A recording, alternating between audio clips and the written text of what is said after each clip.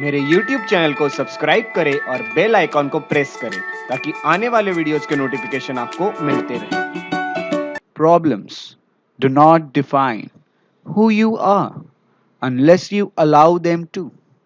Remember your magnificence. मैं श्रेयस बड़िए आप सबका मेरे YouTube चैनल पे बहुत बहुत स्वागत करता हूं।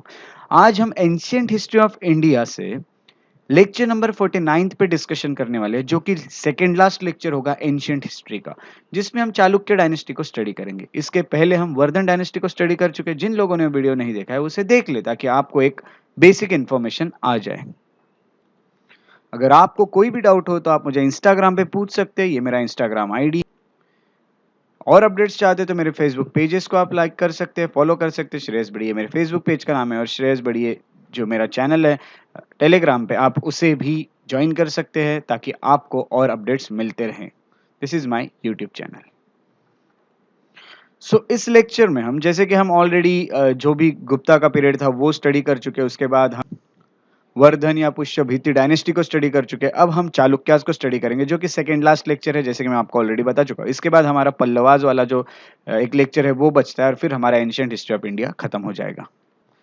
आइए हम सबसे पहले एक बेसिक आइडिया ले लेते हैं चालुक्यास के बारे में। तो चालुक्य के बारे में हम जब पढ़ते हैं तो हमें ये पता चलता है कि there were 3 distinct but related Chalukya dynasties, है ना। थोड़ी सी अलग बट चालुक्य से रिलेटेड 3 डायनेस्टी ऐसे हमें पता चलती है। एक को कहा जाता है बादामी चालुक्यास, एक को कहा जाता है ईस्टर्न चालुक्यास, और एक को कहा जाता है वेस्टर्न चालुक्य। तो ये 3 चालुक्य की डायनेस्टी हमें पता चलती है। बादामी डायनेस्टी के बारे में अगर हम इंफॉर्मेशन लेते हैं तो हमें ये पता चलता है कि ये अर्लीस्ट चालुक्यास थे, और इनका कैपिटल जो है वो बादामी में था, या फिर इसको वटपी भी कहा जाता है, जो कि कर्नाटक में है। ये यहाँ कैपिटल था, और इसी नाम से इनका जो चालुक्य की जो डायनेस्टी, इसको नाम दिया गया है बादामी या फिर चालुक्य वाटपी डायनेस्टी। उसके बाद हम देखते हैं कि दे रूल्ड मिड 6th। इनका जो भी रूल शुरू हुआ वो 6th सेंचुरी एडी के मिड से शुरू हुआ, ऐसा माना जाता है, ऐसे कुछ एविडेंसेस से पता चलता है। और इनका जो डिक्लाइन हुआ वो जब जो इनके सबसे महान किंग माने जाते हैं, ग्रेटेस्ट किंग माने जाते हैं, पुलकेशिन टू, उनकी जब इनकी डेथ हो जाती है पुलकेशिन सेकंड की, उसके बाद ये जो बादामी चालुक्य डायनेस्टी है ये यहाँ पे डिक्लाइन हो जाती है 642 एडी में। ये चीजें कुछ है जो हमें बादामी चालुक्य के बारे में बेसिक इन्फॉर्मेशन देती है। उसके बाद हम जान लेते हैं कि ईस्टर्न चालुक्य कौन थे। ईस्टर्न चालुक्य जो थे वो पुलकेशिन टू जो थे उनके डेथ के बाद आते हैं। उनके डेथ के बाद ईस्टर्न डेक्कन जो जो लोकेशन है इंडिया की, है ना, ईस्टर्न डेक्कन लोकेशन, उसमें ये आते हैं, और इनका कैपिटल वेंगी में होता है। वेंगी करके जो जगह है वहां पे इनका कैपिटल होता है, और ये रूल करते हैं till 11th century. 11th century तक उनका रूल चला। तो ये ईस्टर्न चालुक्य के बारे में इंफॉर्मेशन होगी बेसिक। अब हम बेसिक इन्फॉर्मेशन ले लेते हैं वेस्टर्न चालुक्यास के बारे में। वेस्टर्न चालुक्यास जो थे वो डिसेंडेंट्स थे ऑफ बादामी चालुक्यास। तो ये जो है बादामी चालुक्य, तो इनके ही बाद की जो जनरेशन कह सकते हैं, इनके जो डिसेंडेंट्स थे, इनके बाद आने वाले जो लोग थे उसी जगह पे वो थे यहाँ पे वेस्टर्न चालुक्यास। और they emerged in the 10th century. तो 10th सेंचुरी में वो इमर्ज कर जाते हैं, और उनका जो रूल चला वो फ्रॉम कल्याणी से उनका रूल शुरू होता है। तो यहाँ पे अगर हम देखते हैं तो मॉडर्न डे, ये जो कल्याणी, इसे आज भाषव कल्याण ऐसा कहा जाता है, और ये जगह कर्नाटक में है। इनका रूल यहाँ से शुरू होता है। तो इनका रूल इतना बड़ा था। अगर हम देखते हैं तो चालुक्य जो है ओवरऑल उनका एक्सटेंट हम आगे जब पढ़ेंगे तो हमें पता ही चलेगा। तो ये एक इन्फॉर्मेशन है बेसिक, जिसमें हम 3 तरह के चालुक्य डायनेस्टी देखते हैं। एक है बादामी चालुक्य, एक है ईस्टर्न चालुक्य, और एक है वेस्टर्न चालुक्य।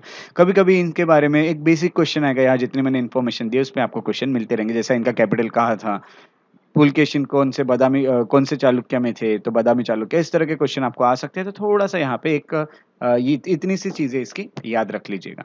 अब हम देखते हैं इनका एक्सटेंट। तो अब हम स्टडी जो कर रहे हैं वो है द एक्सटेंट। अब हम इनका ये देखते हैं कितना बड़ा टेरिटरी था। तो इसमें यहाँ पे आप इस मैप में देख सकते हैं कि ये जो आपको दिख रहा है इंडिया के मैप में, ये चालुक्यस का रूल था इस एरिया में। इतने एरिया में वो रूल करते थे जो चालुक्यस थे। तो चालुक्य डायनेस्टी जो है वो पुलकेशिन टू के वक्त पीक पे थी। पुलकेशिन टू जो है ये बहुत ही ग्रेटेस्ट रूलर माने जाते हैं चालुक्य डायनेस्टी के, और इनके वक्त चालुक्य डायनेस्टी पीक पे पहुंच चुकी थी।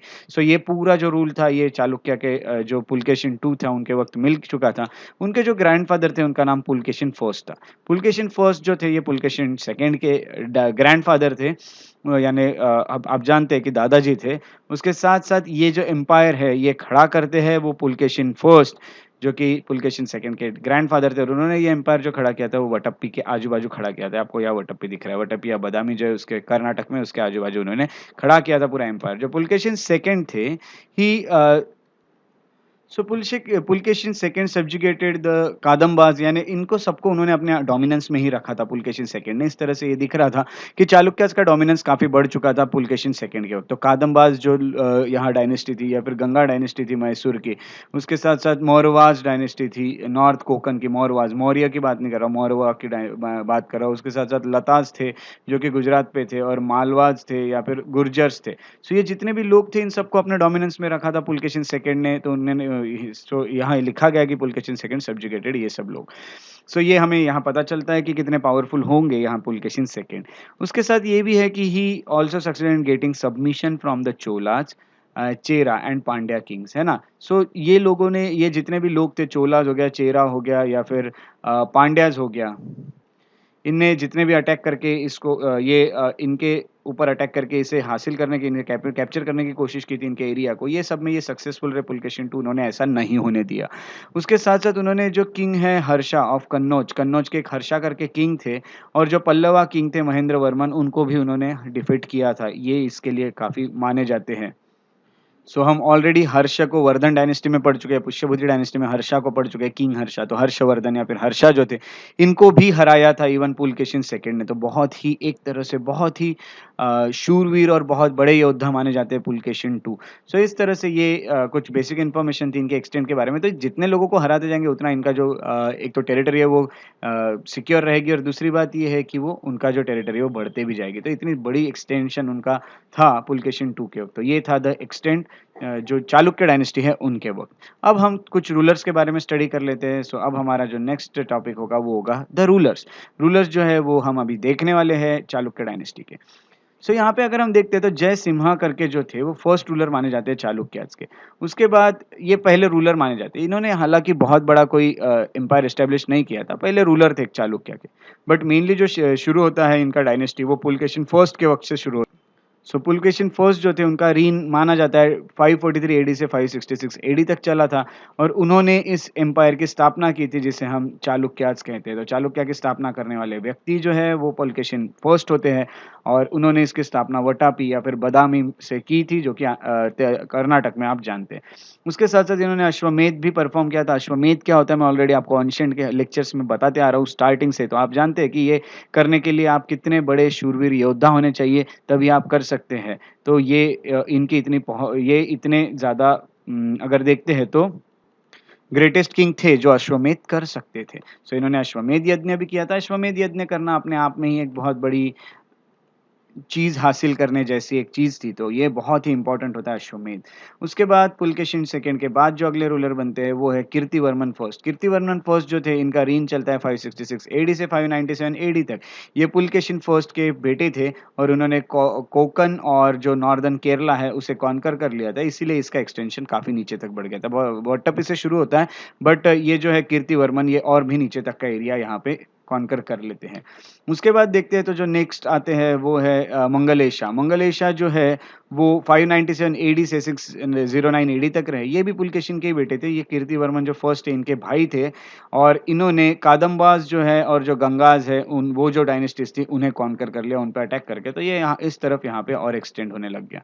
सो इस तरह से इन्हें एक्सटेंशन यहाँ पे मिलता रहा। और ये जो मंगलेशा है इनको इनके नेफ्यू ने ही मारा था, और कीर्तिवर्मन के बेटे ने मारा था जिनका नाम पुलकेशिन सेकंड था। तो यहाँ पे आप जानते हैं कि इनके पुलकेशिन ने अपने चाचा को मारा था मंगलेशा को, और वो यहाँ से अपना रूल शुरू करते हैं पुलकेशिन सेकंड, जो कि कीर्तिवर्मन फर्स्ट के बेटे थे। अब यहाँ पे मंगलेशा के बाद जो आते हैं वो है पुलकेशिन सेकंड, और यही वो इंपॉर्टेंट रूलर है जिनके बारे में हमें चालुक्य डायनेस्टी में पढ़ना होता है। तो इनका जो रीन या इनका जो रूल चला वो 609 एडी से तो 642 एडी तक चला, ऐसा माना जाता है, ऐसा एविडेंस कहते हैं। ये ग्रेटेस्ट किंग माने जाते हैं चालुक्यास के, ये भी मैं आपको बता चुका हूँ। इस वक्त जो चालुक्य का रूल है वो एक्सटेंड हो चुका था डेक्कन तक, बहुत दूर तक उन्होंने एक्सटेंड किया था पुलकेशिन सेकंड ने। उनका जो बचपन का नाम था वो एराया था, ये एक फैक्ट है। उसके साथ साथ इंफॉर्मेशन जो भी हमें मिली है वो अहिहोल इंस्क्रिप्शन से मिले। अहिहोल इंस्क्रिप्शन जो कि 634 एडी में लिखे गए थे ऐसे माना जाता है। तो शिलालेख जो है वो अहिहोल करके जो जगह है वहाँ के शिलालेख से हमें पुलकेशिन सेकंड के बारे में ये इतनी सारी इंफॉर्मेशन मिली हुई है।